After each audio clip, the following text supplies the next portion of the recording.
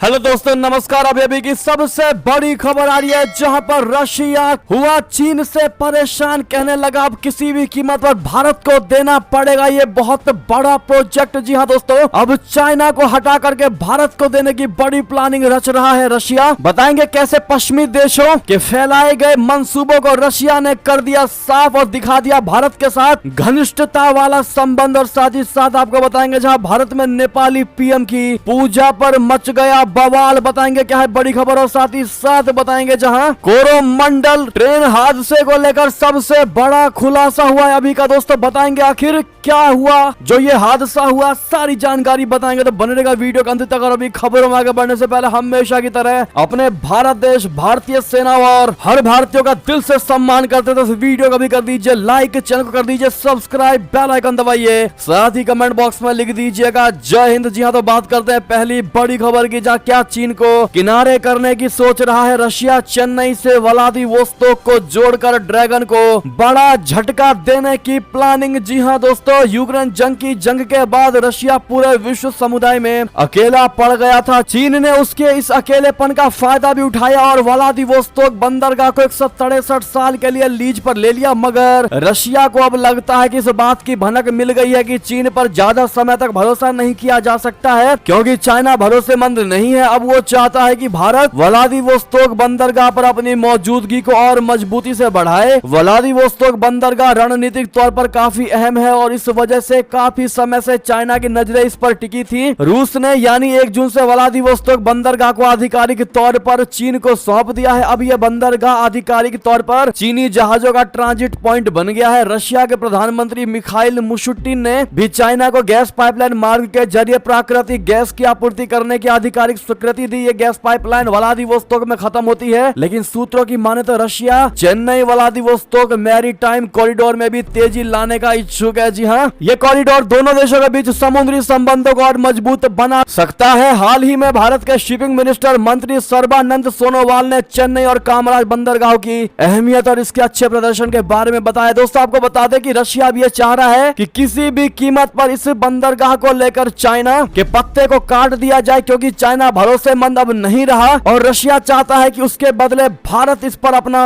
Interest बढ़ाए और भारत को यह प्रोजेक्ट दिया जाए। ऐसे में भारत रशिया के संबंध को लेकर फिर एक बार रशिया ने यह दिखा दिया है और पश्चिमी देशों को करारा जवाब दिया है। जब से ये अटकलें लगाई जा रही थी कि रशिया के साथ भारत की अनबन चल रही है और भारत रशिया संबंधों में खटास पड़ा है, जबकि रशिया और पुतिन ने इस खबर को दे करके ये जता दिया है कि भारत के साथ कभी उसके संबंध खराब नहीं होने वाले। ऐसे में दोस्तों इंडिया रशिया रिलेशन को लेकर आपकी जो भी राय हो कमेंट में लिखकर अवश्य बताइएगा। लेकिन एक चीज तो है कि चाइना की असलियत हर कोई पहचान जाता है। बात करते हैं दोस्तों अगली बड़ी खबर की, जहां भारत में नेपाली पीएम की पूजा पर मचा भारी बवाल। पुराने दोस्त ने पूछा हम कहां जा रहे हैं, सेक्युलर प्रचंड का करारा जवाब बता दें। नेपाल के प्रधानमंत्री पुष्प कमल दहल प्रचंड भारत की 4 दिवसीय यात्रा पर आए थे। इस दौरान उन्होंने उज्जैन में महाकाल के दर्शन किए और मंदिर में पूजा की, जिस पर नेपाल में घमासान मचा हुआ है। मंदिर से सामने आई प्रचंड की फोटो ने नेपाल में कुछ लोगों को नाराज कर दिया है। वहीं समर्थक अपने नेता का बचाव कर रहे हैं। नेपाली मीडिया ने लिखा कि प्रचंड ने कभी भी पशुपतिनाथ मंदिर में विशेष पूजा नहीं की, लेकिन शुक्रवार को उन्हें भारत के महाकालेश्वर मंदिर में गेरुआ वस्त्र पहनने देखा गया। प्रचंड के इस कदम की उनकी पूर्व सहयोगी और नेपाल के पूर्व प्रधानमंत्री डॉक्टर बाबूराम भट्टराई ने आलोचना की है। डॉक्टर बाबूराम भट्टराई ने कम्युनिस्ट से किनारा करके नेपाल समाजवादी पार्टी की शुरुआत की थी। सोशल मीडिया पर महाकालेश्वर मंदिर में पूजा करते प्रचंड की एक फोटो शेयर करते हुए उन्होंने कहा कि हम कहां जा रहे हैं, देश कहां जा रहा है। नेपाली पीएम प्रचंड ने खुद इस पूरे मामले पर सफाई दी। आपको बता दें प्रचंड ने जवाब देते हुए कहा कि मैं बचपन से ही धर्मनिरपेक्ष रहा हूं, लेकिन धर्मनिरपेक्षता का मतलब धर्म के खिलाफ जाना नहीं है। शासन को सभी धर्मों के साथ समान व्यवहार करना चाहिए। इसे एक विशेष धर्म का समर्थन और दूसरे की उपेक्षा नहीं करनी चाहिए। मैं सिर्फ कम्युनिस्ट ही नहीं बल्कि एक प्रधानमंत्री भी हूँ। सभी को साथ लाना चाहिए, सभी धर्मों और समुदायों का सम्मान करना चाहिए, हम सभी की ये जिम्मेदारी है। बहरहाल दोस्तों अगर आप भी मानते हैं कि नेपाली पीएम ने सही जवाब दिया है तो ऐसे में अपनी राय अवश्य दीजिएगा। दोस्तों चलते हैं अगली खबर की तरफ, जहां ऐतिहासिक जीत के बाद एर्दोगन ने ले ली राष्ट्रपति पद की शपथ। आर्थिक संकट झेल रहे देश को उबारने की बड़ी चुनौती। लेकिन दोस्तों उससे भी बड़ी खबर यह है कि शपथ ग्रहण के बहाने पाकिस्तानी शहबाज शरीफ ने अपने आका तुर्की के आगे फैला दिया हाथ। जी हाँ दोस्तों, तुर्की और पाकिस्तान की नजदीकियां जग जाहिर है, तभी तो अपने देश में सियासी भूचाल मचे होने के के बावजूद पाकिस्तान के प्रधानमंत्री शहबाज शरीफ तुर्की के राष्ट्रपति रजब तैयब एर्दोगन के शपथ ग्रहण में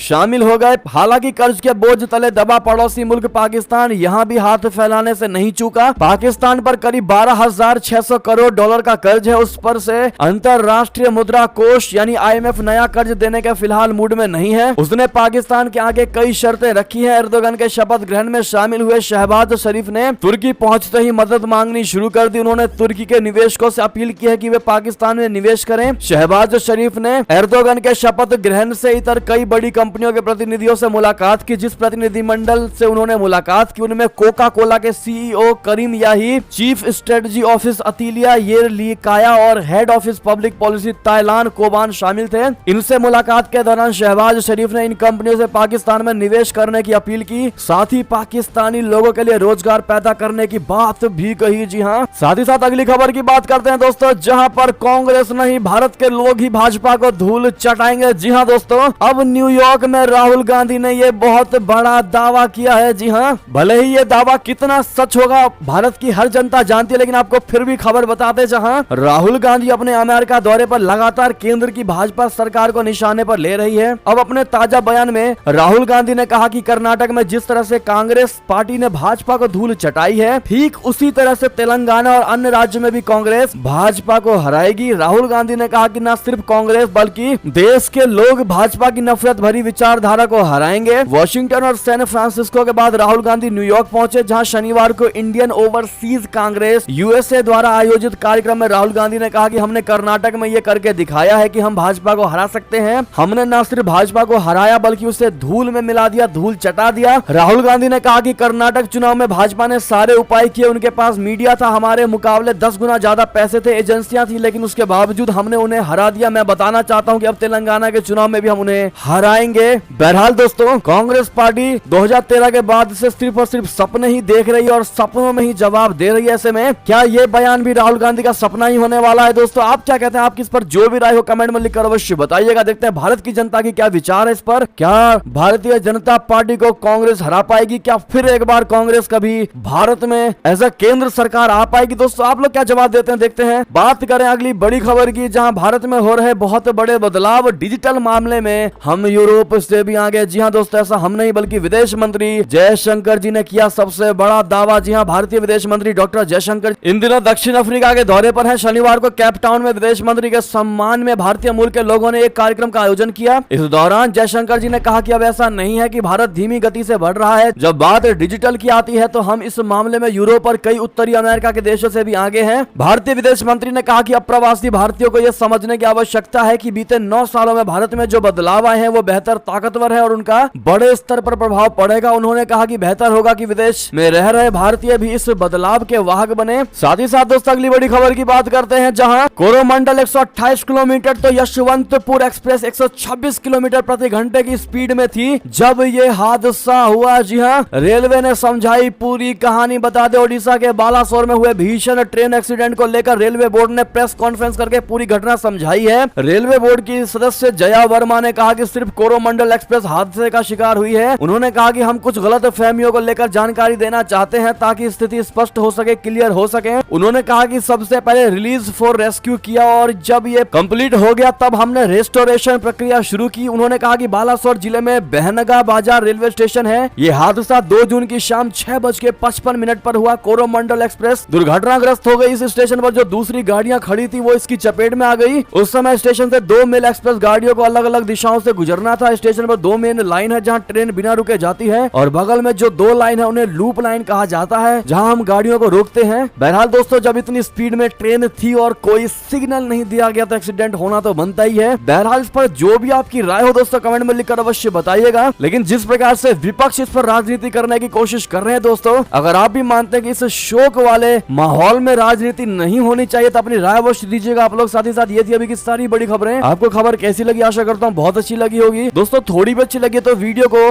दोस्तों में, भाइयों बंधुओं में शेयर जरूर कर दीजिएगा। वीडियो को लाइक करके, चैनल को सब्सक्राइब करके, बेल आइकन दबा के कमेंट में जय हिंद जय भारत जरूर कह दीजिएगा। और साथ ही साथ यहाँ तक बने रहने के लिए आपका बहुत बहुत धन्यवाद।